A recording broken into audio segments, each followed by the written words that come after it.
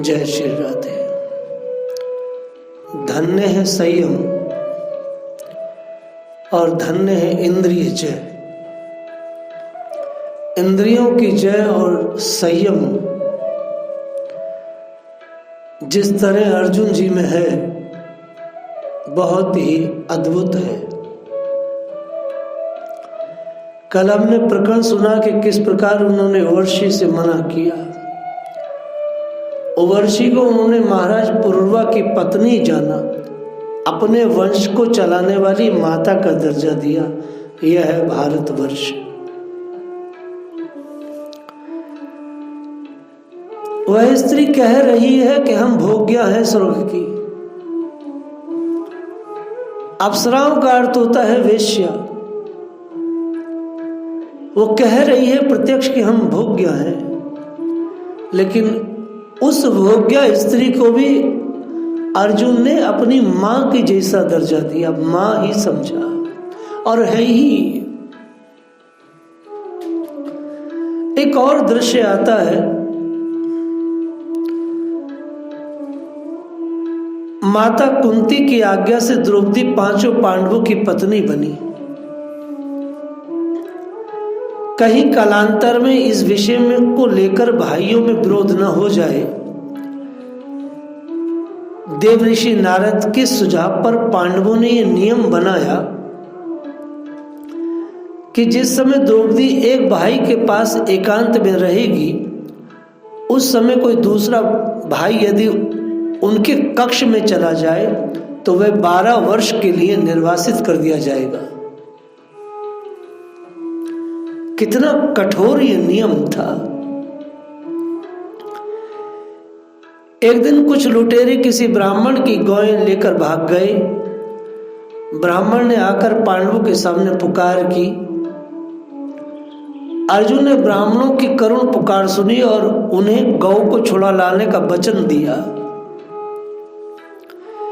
परंतु उनके शस्त्र उस घर में रखे थे जहां बड़े भाई साहब वन देवी द्रौपदी के साथ बैठे थे एकांत में। अर्जुन बड़े असमंजस में पड़ गए। एक और ब्राह्मण की गोधन की रक्षा और दूसरी ओर नियम भंग का के कारण निर्वासन का भय।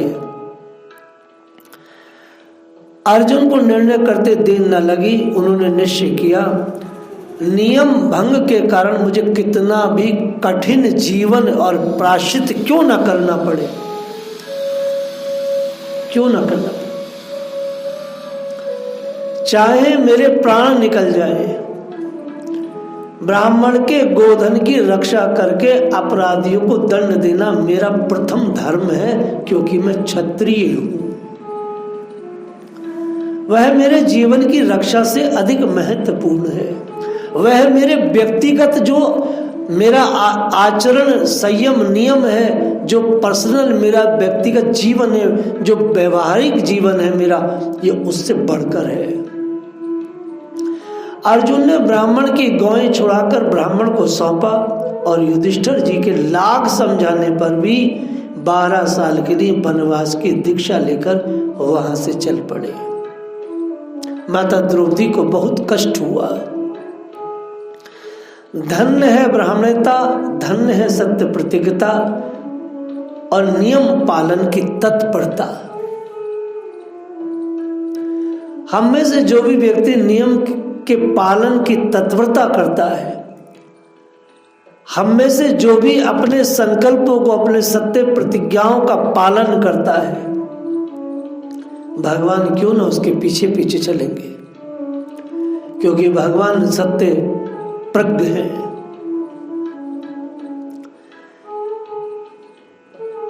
एक और रोचक आप कथा महाभारत की सुने। एक बार महर्षि गालव जब प्रातःकाल सूर्य को अर्घ्य प्रदान कर रहे थे, तो उनकी अंजलि में आकाश मार्ग से जाते हुए चित्रसेन गंधर्व की थूकी हुई पीक गिर गई। मुनि रुक गए और उन्होंने जाकर भगवान श्री कृष्ण से फरियाद की, ब्राह्मण देव प्रभु ने प्रतिज्ञा कर ली कि 24 घंटों के अंदर चित्रसेन को मार डालेंगे। संयोग से उसी समय कौतुकी नारद जी भी आ पहुंचे। स्वागत सतोपरांत जब नारद जी को श्री कृष्ण की प्रतिज्ञा की जानकारी हुई तो वह मन ही मन बड़े प्रसन्न हुए, इसलिए कि उन्हें अब कुछ कौतुक की सामग्री मिल गई, इसलिए कि अब वो भगवान की उस करुणा दया सौहार्द का सेवा करने का उनके पास एक काम आ गया। चल पड़े प्रभु को प्रणाम कर और झट पहुंचे चित्रसेन के पास। मुनि को उदासीन सा देखकर चित्रसेन ने कहा कि मुनि क्या बात है, आप उदास क्यों हो? मुनि ने श्री कृष्ण की प्रतिज्ञा सुनाते हुए गंधर्व राज को चेतावनी दी कि अपना कल्याण चाहते हो तो कुछ दान पुण्य कर लो, अब थोड़ी ही देर के मेहमानों, केवल 24 घंटे आपके पास है। बेचारे चित्रसेन का होश उड़ गया। इंद्रपुत्र जयंत की सी दशा हो गई, क्योंकि जयंत को भी संसार में किसी ने बचाया नहीं था जब श्री जानकी जी के चरणों में उसने अपराध किया था। सभी लोकों में लोकपालों के पास गया, परंतु काहू बैठन न कहा न ओही। गोसाई जी ने मानस में कहा काहू बैठन कहा न ओही, किसी ने न देखा न बैठने के लिए कहा। भला भगवान से कौन शत्रुता मोल ले। अंत तो गतवा चित्रसेन ने नारद जी की ही शरण ली। जयंत का कल्याण भी नारद जी के उपदेश से ही हुआ था। फिर तो लागी दया कोमल चित्त संता, आहा, लागी दया कोमल चित्त संता। महात्माओं के हृदय बहुत कोमल होते हैं। इन्होंने चित्रसेन को उपाय बताया कि अर्धरात्रि को यमुना तट पर जाकर क्रदन करना।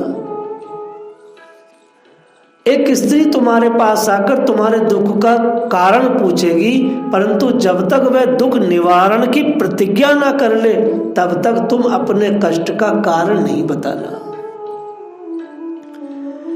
देव ऋषि चित्रसेन को सांत्वना देकर पहुंच गए अर्जुन के महल में। महारानी सुभद्रा के पास बोले, सुभद्रे आज बड़ा महत्वपूर्ण दिवस है, आज बड़ा महत्वपूर्ण पर्व है। हे सुभद्रे, यदि आज अर्धरात्रि को यमुना स्नान कर किसी दीन दुखी की रक्षा करने से आज अक्षय पुण्य प्राप्त होगा, इतना पुण्य हो जाएगा कि वो खत्म कभी ना होगा। मृषा न होई देव ऋषि वाणी, नारद जी की वाणी कभी असत्य नहीं होती, यह सब संसार के लोगों को विदित है। सुभद्रा ने निश्चित समय पर यमुना स्नान कर किसी के करुण स्वर से रोने की आवाज सुनी। आवाज की ओर जाकर के माता सुभद्रा ने दुख का कारण पूछा और इतनी कोशिश की, दुख के कारण के जानने की इतनी चेष्टा की, लेकिन धन्य हो चित्रसेन, धन्य हो चित्रसेन, पक्के गुरु का चेला था, किसी भी प्रकार से टस से मस नहीं हुआ। उसने अपने रोने की और अपने दुख की कोई कथा सुभद्रा जी को नहीं बताई। अंत में जब माता सुभद्रा ने प्रतिज्ञा ले ली कि मैं किसी भी स्थिति में तुम्हारी रक्षा करूंगी, तब उसने बड़े धीरज से अपनी बात कह दी कि आपके बड़े भाई सब श्री कृष्ण ने मुझे मारने की प्रतिज्ञा किया है। अब सुभद्रा जी इतने बड़े धर्म संकट में आई, सारा समस्त वृत्तांत अर्जुन को सुनाया। श्री अर्जुन ने सुभद्रा चित्रसेन दोनों को आश्वासन दिया कि तुम चिंता मत करो, सब ठीक हो जाएगा। इधर देवऋषि वर्य ने द्वारका पहुंचकर चित्रसेन, सुभद्रा, अर्जुन का हाल भगवान को डायरेक्ट कहा कि सरकार जिसे आप मारने की बात कर रहे हैं, ऐसे ऐसे सुभद्रा ने वचन दे दिया है और सुभद्रा को अर्जुन ने वचन दे दिया है। अब बताओ आप कैसे मारेंगे? भगवान बड़े चिंतित हुए कि ये क्या हो गया। भगवान ने नारद जी के माध्यम से अर्जुन को बहुत समझाने का प्रयत्न किया, परंतु सब व्यर्थ गया। शरणागत के जे तजहि निज अनहित अनुमानी, तेनर पावर पाप मैं तिनहि बिलोकत हानि। और मम पन शरणागत भयहारी, भगवान का पन है मम पन शरणागत भयहारी, मैं शरणागत को त्यागूंगा नहीं। और ऊपर कह दिया शरणागत कह जे तजहि निज अनहित अनुमानी। कोई व्यक्ति अगर शरणागत को त्यागता है तो पाप लगता है। अतः श्री कृष्ण में और अर्जुन में तुमुल युद्ध छिड़ गया, भयानक युद्ध। कैसा अद्भुत संग्राम है ये। यह भक्त और भगवान का है, दोनों ही अपनी प्रतिज्ञा पर दृढ़ थे।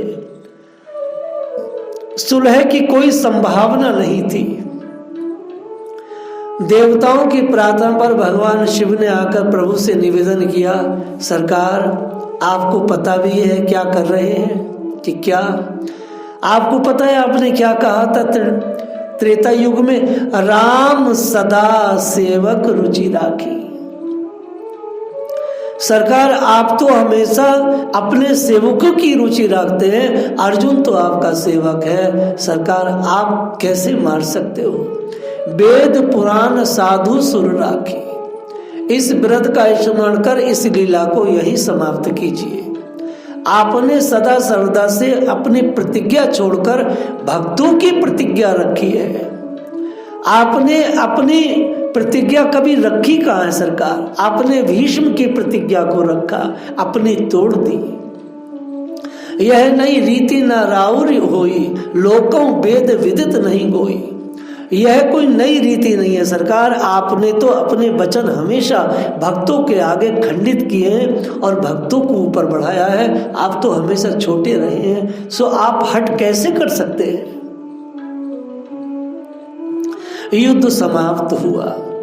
दोनों ने शिवजी का उपकार माना, परस्पर हृदय लगकर मिले, सबत सुख शांति छा गई।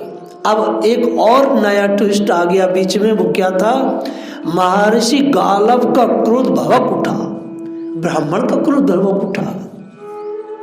वे अपनी शाप शक्ति से श्री कृष्ण अर्जुन सुभद्रा चित्रसेन सबको भस्म करने के लिए हाथ में जल लिए। ऐसे करके बोलने ही वाले तब सुभद्रा बीच में बोल उठी, मैं यदि श्री कृष्ण की भक्त हूं और अर्जुन के प्रति मेरा पातिव्रत्य पूर्ण हो तो ये जल ऋषि के हाथ से पृथ्वी पर कभी न गिरे।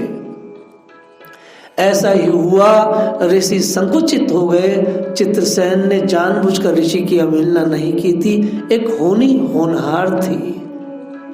सो बात तो थी नहीं। ऋषि ने भी परिस्थिति को भांप कर वास्तविकता को समझकर प्रभु को नमस्कार किया और अपने आज प्रस्थान किया। शरणागत की रक्षा करने के लिए सदा श्री कृष्ण से भी युद्ध करना अर्जुन की शरणागत वत्सलता में 4 चांद लगा देता है।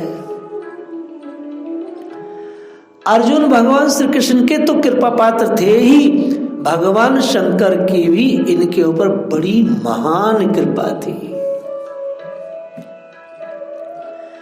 एक बार अर्जुन जी ने इंद्र की प्रेरणा से अपने कठोर तपस्या के द्वारा औढ़रदानी शिव को संतुष्ट कर दिया। वे आशुतोष भगवान इनके ऊपर कृपा करने के लिए भील के रूप में इनके सामने प्रकट हुए। एक जंगली सुअर को लेकर मैंने मारा ये कहते हुए दोनों में विवाद खड़ा हो गया।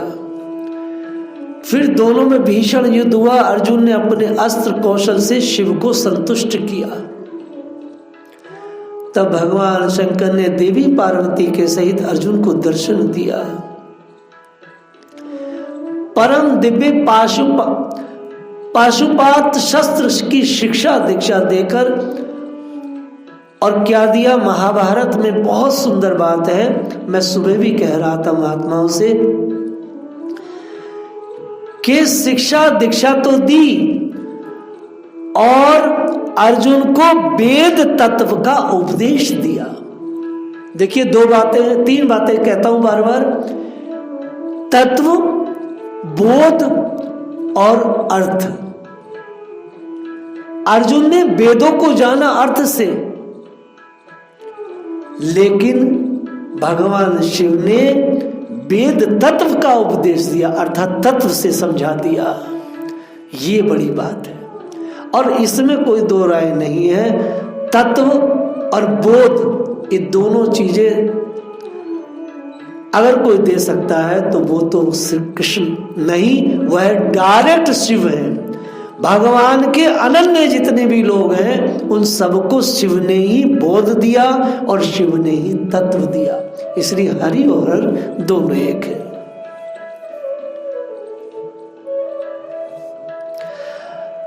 महाभारत में व्यास जी ने यहां तक लिखा है कि युद्ध में अर्जुन के आगे आगे श्री शिवजी त्रिशूल धारण कर शत्रु सेना का संहार करते चलते थे। अर्जुन ने प्रत्यक्ष अपनी आंखों से देखा और संसार में कोई ये बात देख नहीं पाता था।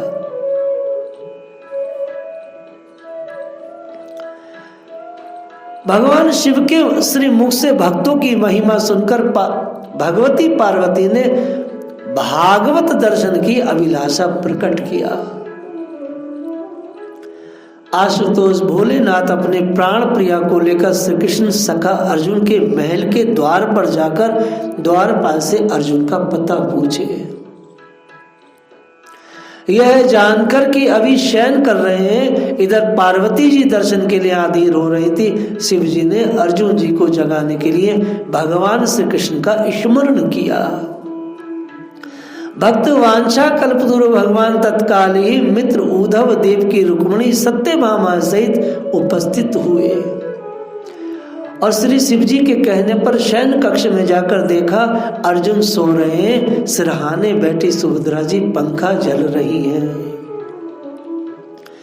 श्री कृष्ण को देखते ही सुभद्रा उठ खड़ी हुई, उनकी जगह पर सत्यभामा जी विराजमान होकर पंखा जलने लगी। उद्धव भी एक पंखा लेकर डुलाने लगे। तब तक एकाएक चकित होकर उद्धव सत्यभामा की ओर और सत्यभामा उद्धव की ओर देखने लगी। अंतर्यामी श्री कृष्ण ने जब आश्चर्य का हेतु पूछा तब उद्धव ने कहा, प्रभु अर्जुन के रोम रोम से श्री कृष्ण की ध्वनि निकल रही है। रुक्मिणी ने कहा, नाथ पैरों से भी यही आवाज आ रही है, मैं चरण दबा रही हूं अर्जुन के तो चटक चटक से भी कृष्ण की ही आवाज आ रही है। श्री रुक्मिणी जी ने ये बात कही। जब समीप जाकर भगवान ने सुना तो यही अनुभव किया कि सचमुच अर्जुन के प्रत्येक रोम तारों से श्री कृष्ण के नाम की झनकार निकल रही है। तब तो भाव्यवश भगवान ने उन्हें जगाकर भूलकर स्वयं भी उनके चरण दबाने लगे।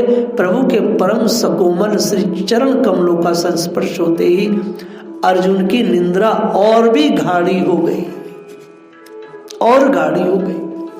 बहुत देर तक प्रतीक्षा करने के बाद शिव जी ने ब्रह्मा जी को बुलाकर अर्जुन को जगाने के लिए भेजा, किंतु अंतःपुर में पहुंचने पर ब्रह्मा जी भी अर्जुन के रोम रोम से श्री कृष्ण की ध्वनि सुनकर स्वयं भगवान को अपने भक्त के पांव पर उठते देखकर अपने प्रेमावेश को न रोक सके।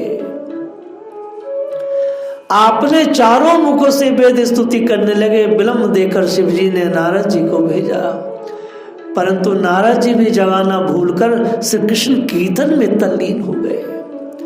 कीर्तन की ध्वनि सुनकर शिवजी अब अपने को ना संभाल सके तो माता पार्वती के साथ तुरंत ही अंतःपुर में पहुंचकर वहां का विचित्र दृश्य देखकर प्रेम में विभोर होकर तांडव करने लगे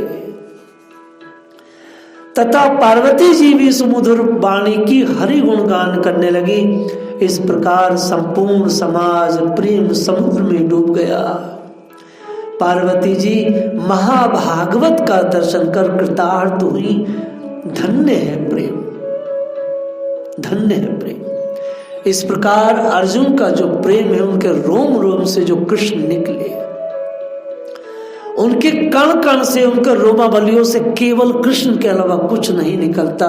इसलिए ही भगवान ने अर्जुन के लिए कहा कि अर्जुन तुम और मैं एक है, मैं तुम्हारे सामने हूं, तुम मेरे सामने। जो तुम्हारा द्वेषी है वो मेरा द्वेषी है, जो तुम्हारा प्रेमी है वह मेरा प्रेमी है। तुम और मैं दो नहीं एक हैं। जय श्री राधे।